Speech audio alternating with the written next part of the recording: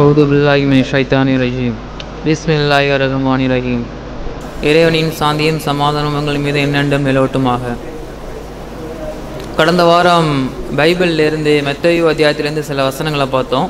அதில் இறைவன் அது ஜீசஸ் தீர்க்கதரிசி அலைஹிஸ்ஸலாம் சொல்லியிருப்பார், இறைவன் ஒருவர் தான், அவரே வணங்குங்க, நான் சொல்கிறதை பின்பற்றுங்க, அதுக்கு மாறாக என்னை வணங்கி என்னை பின்பற்ற வேண்டாம் அப்படின்னு மத்தேயுவில் 7வது வசனத்தில் சொல்லியிருப்பாங்க. அதுமாரி நிறைய வசனங்களை பார்த்தோம். எல்லாமே தீர்க்கதரிசி அவர்களாக சொன்னது தான் இதெல்லாமே. ஸோ அதுமாரி மார்க் இதுலேருந்து இப்போ நெக்ஸ்ட்டு மத்தேயுவில் பார்த்த அதே வசனங்கள் மாதிரி மார்க்லேயும் சில வசனங்கள் இருக்கிறது. அதில் சில வசனங்களை மட்டும் உங்களுக்கு சொல்கிறேன். இதை நான் எதுக்கு நான் பைபிள்லேருந்து சொல்கிறேன்னு நான் போன பாகத்திலேயே சொல்லியிருந்தேன். நான் இதை தீர்க்கதரிசி என்ன சொல்கிறாங்க, பைபிளில் யார் கடவுள், யாரை வணங்கணும், என்னை வணங்கக்கூடாது அப்படின்னு உறுதியாக சொல்லியிருக்காங்க. ஒவ்வொரு அத்தியாயத்திலுமே உறுதியாக எப்பொழுதுமே சொல்கிறது இது தான். ஸோ அதேமாரி போன அத்தியாயத்தில் பார்த்தா எல்லா வசனத்துலேயும் அதை தான் உறுதிப்படுத்துது. அதை நான் எதுவுமே செய்யலை, எல்லாமே இறைவனோட கட்டளைப்படி இறைவன் என்ன நாடி இருக்காரோ, எது நடக்கணும்னு நாடி இருக்காரோ அதை மட்டும் தான் நான் செய்கிறேன். நான் ஒரு டூல் மாதிரி, இதை கருவி மாதிரி தான், என்னை இயக்கிறது இறைவன் தான். ஸோ நானாக எதையுமே செய்யலை. அதுக்கு நான் அதுக்கு எனக்கு கட்டளையிடப்படவில்லை. எனக்கு என்ன கட்டளையிடப்படி இருக்கிறோ அதை மட்டும் தான் நான் செஞ்சுக்கிட்டு இருக்கேன். ஸோ மற்றதெல்லாம் என்னால் இயலாதது அப்படின்னு சொல்லியிருப்பார். ஸோ அதேமாரி மார்க்லேருந்து சில வசனங்களை இப்போ பார்ப்போம்.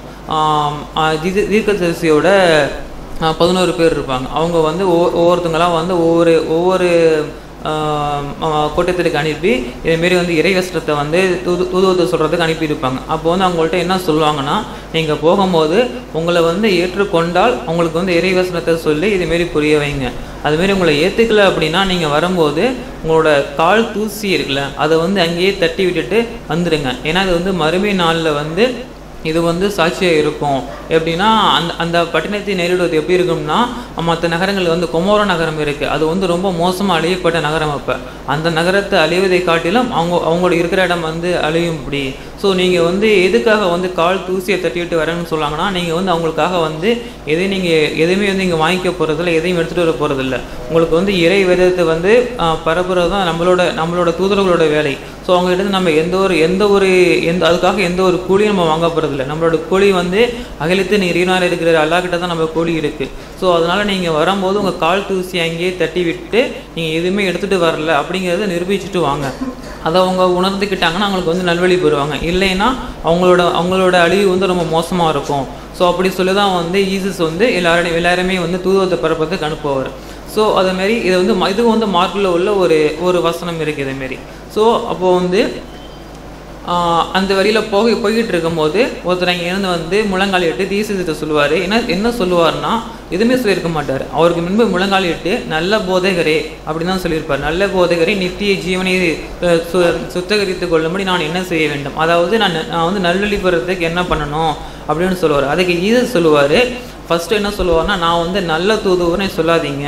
அதுக்கு என்ன சொல்லுவார், நீ என்னை நல்லவன் என்று சொல்ல வேணாம், தேவன் ஒருவனை தவிர நல்லவன் ஒருவனும் இல்லை.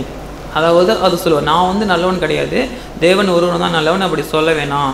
சரி, உனக்கு நீ என்னென்ன சுத்தகரித்துக் கொள்வதற்கு, அதாவது சொர்க்கத்தை அடைவதற்கு சில இதை சொல்கிறவனுக்குனால அதை கடைப்பிடின்னு சொல்லுவார். என்ன சொல்லுவார்னா, விபச்சாரம் செய்யாது இருக்கணும், அப்புறம் பொய் சொல்லாது இருக்கணும், திருடாமல் இருக்கணும், பெற்றோர்கள் நல்லபடி பார்த்துக்கணும் அப்படிங்கிறதான் சொல்லுவார். அதுக்கு அந்த ஒரு சொல்லுவார், இது எல்லாமே ஆல்ரெடி நான் பண்ணிக்கிட்டு இருக்கேன், எனக்கு வேறு எதுனா சொல்லுங்கள் அப்படின்பார். அப்படின்னா கண்டிப்பாக உனக்கு சொர்க்கம் இருக்குது. இருந்தாலும் நீ இன்னொன்று பண்ணணும், என்னன்னா உன்னோட செல்வத்தை எல்லாம் ஏழைகளுக்கு செலவிடணும், ஜகாத் கொடுக்கணும், அதாவது இலாகுகளுக்கு கொடுக்கணும் அப்படின்னு சொல்லுவார்.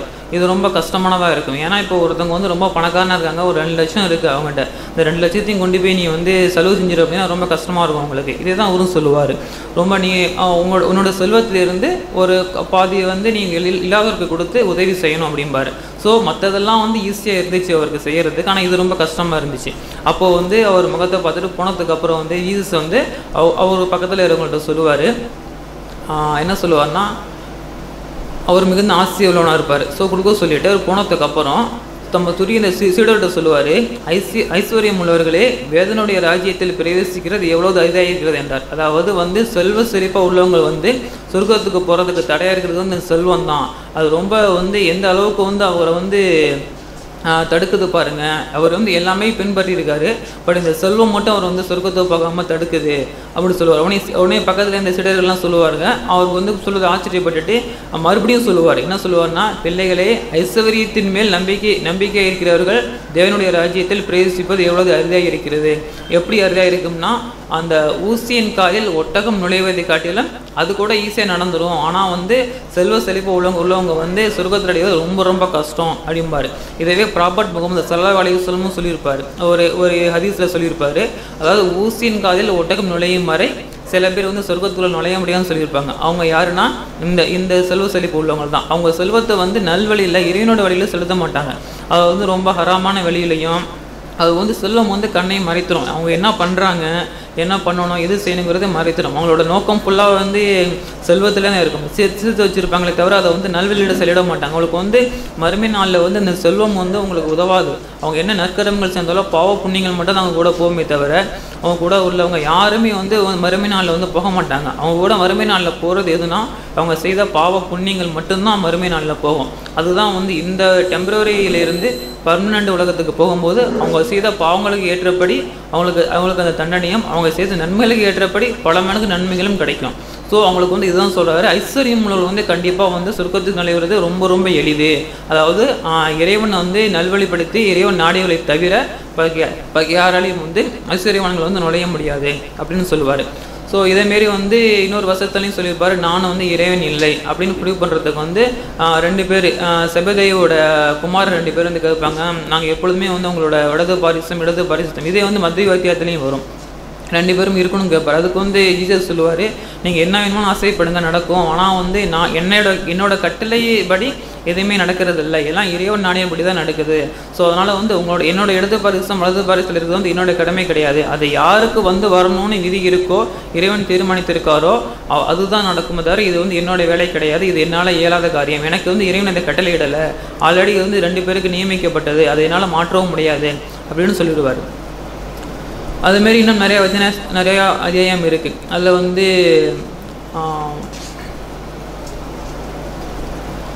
வந்து ஒரு வாட்டி ஜீசஸ் வந்து ஒரு தேவாலயத்துக்கு போயிட்டு ஒரு அத்தி மரம் இருக்கும். அந்த அத்தி மரம் வந்து என்னென்னா ரொம்ப நாள் எதுவுமே எல்லாம் யூஸ் ஆகாமலே இருக்கும். அதை பார்த்து ஒரு பட்டுப்போ அப்படின்னு சொல்லிட்டு போயிடுவார். அது வந்து பக்கத்தில் உள்ளவங்களுக்கு யாருக்குமே தெரியாது, எதனால் சொன்னாங்கன்னு தெரியாது. போயிட்டு வரும்போது பார்த்தா, அதாவது அந்த தேவாலயம் போய்ட்டு திரும்பி வரும்போது பார்த்தா அந்த மரம் பட்டு போயிருக்கும்.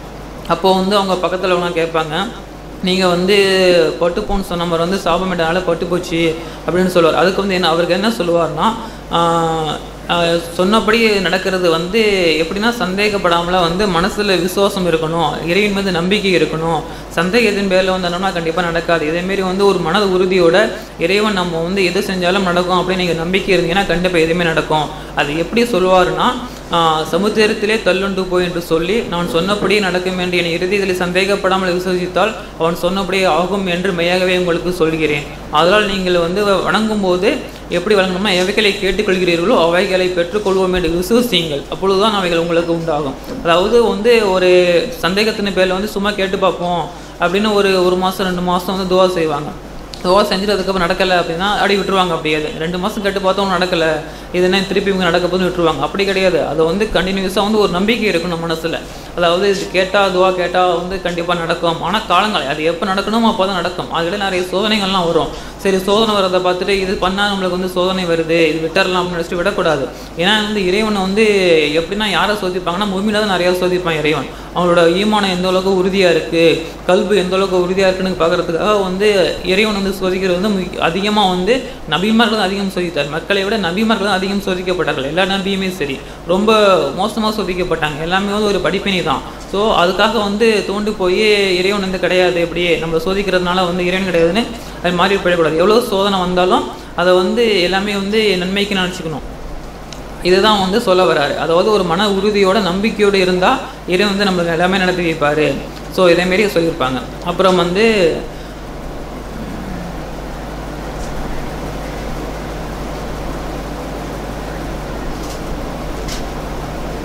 எல்லா வசனத்தையும் இதே தான், எல்லா வசனத்தையும் எதாவது சொல்லுவார்னா இதுதான், வந்து இறைவன் மீது நம்பிக்கை வைத்துக் கொள்ளுங்கள், என்னை வந்து பின்பற்றினா மட்டும் போதும், நான் வந்து இறைவனோட விதத்தை தான் உங்களுக்கு சொல்கிறேன்னு தவிர நான் இறைவன் கிடையாது. ஸோ நீங்கள் வந்து என்னை வந்து பின்பற்றுங்க, நான் சொல்கிற இறை விதத்தை கேளுங்கன்னு சொல்லியிருப்பார்.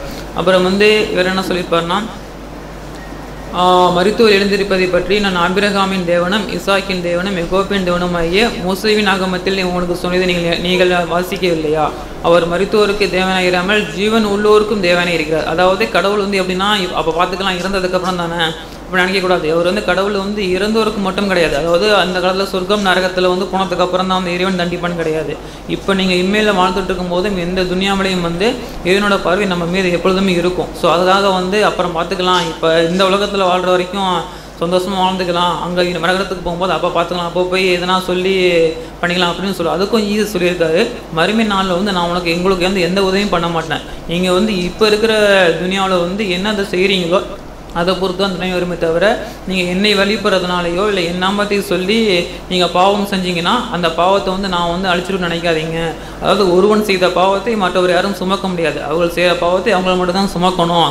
இது வந்து குரான்லேயும் இந்த வசனம் இருக்கிறது. ஏன்னா இது வந்து இறைவனோட வசனம். ஸோ இது வந்து எல்லா நூல்களிலுமே இருக்கும். இது அதாவது ஒருவன் செய்த பாவத்தை மற்றவர் சுமக்க முடியாது. நீங்கள் என்ன பாவம் செஞ்சீங்களோ அதுக்கான தண்டனை உங்களுக்கு, நீங்கள் நன்மை செஞ்சீங்கன்னா அதோட நன்மை உங்களுக்கு தான் கிடைக்குமே தவிர அதுவும் யாருக்கும் கிடைக்காது. அந்த நேரத்தில் வந்து உங்களுக்கு வந்து நான் வந்து மண்டாட மாட்டேன். அது வந்து இறைவனுக்கு வந்து அதுக்கு வந்து அந்தளவுக்கு வந்து பண்ண மாட்டாங்க. ஸோ நீங்கள் என்ன செய்கிறீங்களோ அதை பொறுத்து தான் வந்து நீங்கள் வந்து மறுமை நாளில் வந்து அனுபவிப்பீங்க அப்படின்னு சொல்லுவார்.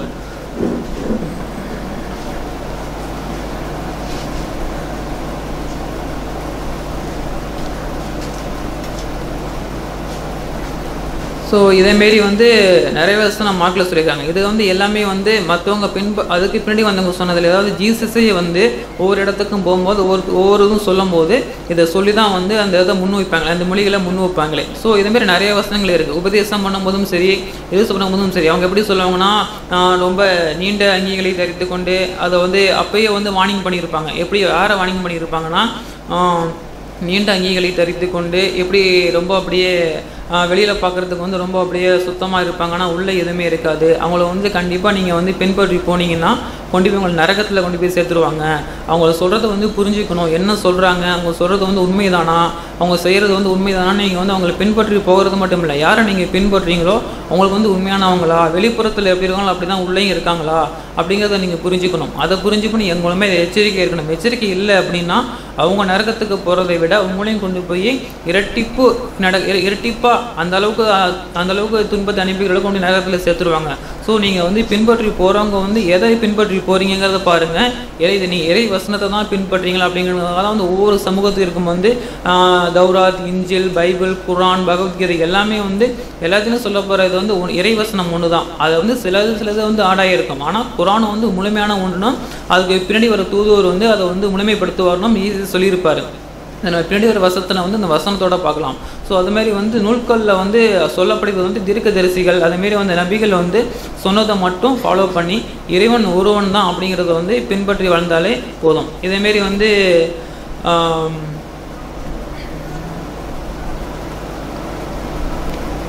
அதுமாரி வந்து நம்ம எவ்வளோ செல்வம் கொடுத்துருந்தாலும் நம்ம சொல்லிட்டு இருப்போம் இறைவன் வந்து நம்மளுக்கு நல்லது பண்ணியிருக்காரு அப்படின்னு சொல்லிட்டு அந்த செல்வம் இறைவனுக்கு தான் பண்ணுவோம். அந்த செல்வம் போயிடுச்சுன்னா அதுக்கப்புறம் நம்ம கடவுள் நம்ம கண்ணுக்கு தெரியவார். அப்படி கிடையாது. நம்மக்கிட்ட செல்வம் இருந்தாலும் சரி இல்லைனாலும் சரி அதை வந்து நம்ம வந்து எல்லாமே ஒரு சோதனை தான். இப்போ செல்வத்தை கொடுத்தும் சோதிப்பார், செல்வத்தை எடுத்தும் சோதிப்பார். ஸோ எல்லா சோதனை வந்தாலும் வந்து நம்ம வந்து ஒரு முழு மனோட தான் இருக்கணும். அதுமாரி ஒரு காரியம் நடக்கும். எப்படின்னா ஒரு இடத்துல வந்து ஒரு ஜபாலயத்தில் வந்து ஜீசஸ் உட்காந்துருக்கும் போது அப்போ வந்து நிறைய பேர் அந்த காணிக்கைப்பட்டியில் காணிக்கை போடுவாங்க. எல்லாமே வந்து ரொம்ப செல்வந்தர்கள் நிறையா போடுவாங்க.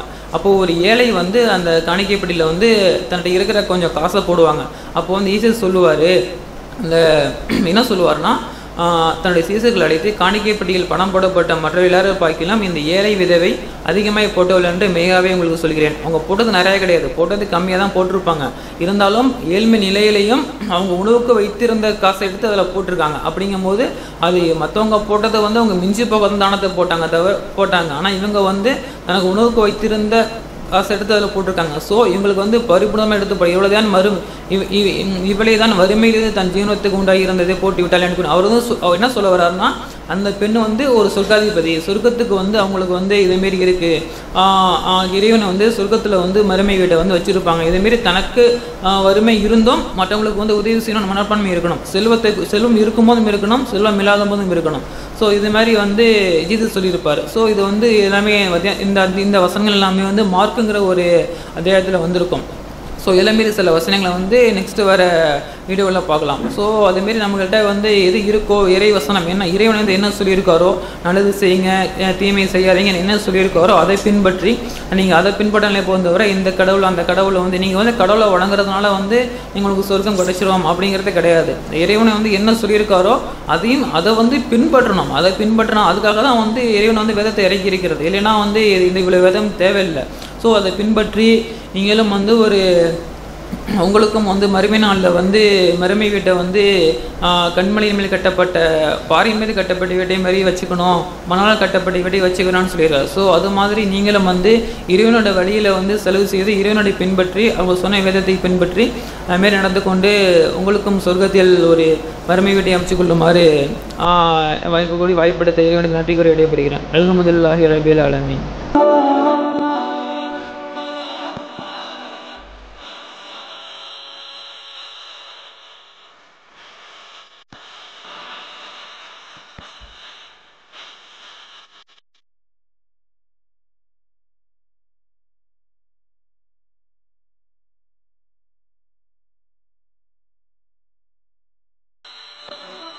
Bye.